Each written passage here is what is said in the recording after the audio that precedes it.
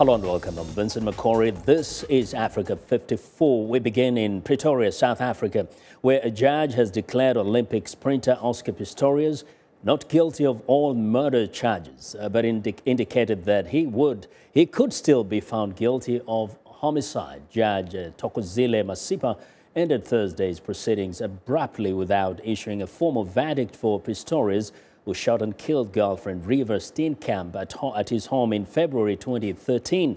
Judge Masipa stated that Pistorius clearly wanted to use his firearm, but that does not mean he meant to kill. The simple explanation from the accused is that shooting the deceased dead was a genuine mistake, as he thought he was shooting at an intruder behind the toilet door. The timelines, as set out in the chronology of events, tip the scales in favor of the accused version in general. Viewed in its totality, the evidence failed to establish that the accused had the requisite intention to kill the deceased, let alone with premeditation. I am here talking about a direct intention. The state clearly has not proved beyond reasonable doubt that the accused is guilty of premeditated murder.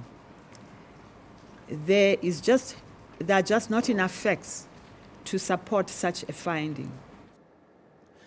Well, the court took a break before she was due to announce her ruling on the charge of culpable homicide.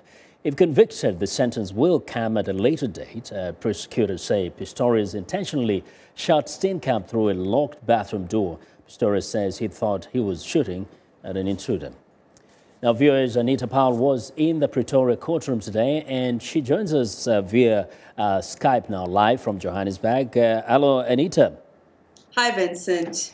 Now, the adjournment, of course, came rather abruptly, and it looks like we have some questions unanswered. What next? I wanted to pause dramatically there for you, Vincent, to give you the sense of the cliffhanger that we currently find ourselves on. We do not have a verdict yet. That is what is next. Judge Masipa is going to continue to explain, and then she's going to issue her final verdict, possibly tomorrow. So right now, we don't know anything for certain. Now, it looks like what's left on the judge's table is probably culpable homicide. What does that mean? Right. So what she's done is she's gone systematically through the arguments. She's gone from premeditated murder, said, we don't think there's enough facts to support that. Then she went to a lesser charge called dolus eventualis, so we don't think there's enough for that. Next is culpable homicide. That means he negligently killed Reeva Steenkamp. She does appear to be leaning in that direction. But as I said, let's wait for the verdict. Do we know what culpable homicide carries? It could be a maximum of 15 years in prison, but that will come at a later date. We don't know about that, if that will happen. But nevertheless, what has been the reaction of South Africans?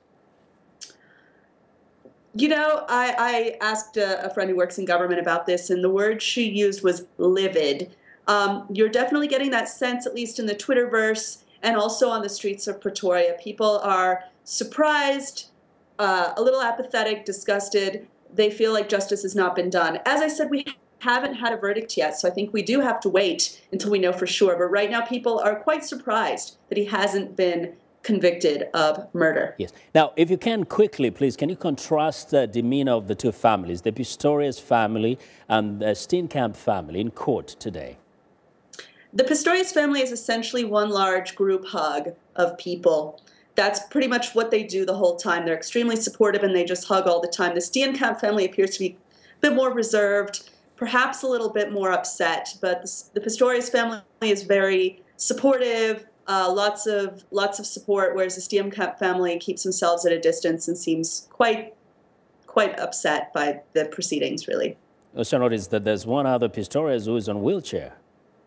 That would be Carl Pistorius. That's Oscar's brother. He was in a car accident, and both of his legs are in casts, so he's sitting in the front of the court. It's a very strange image. Well, Anita, thank you very much for your excellent reporting there. Our viewers, Anita Powell reporting live via Skype from Johannesburg, South Africa.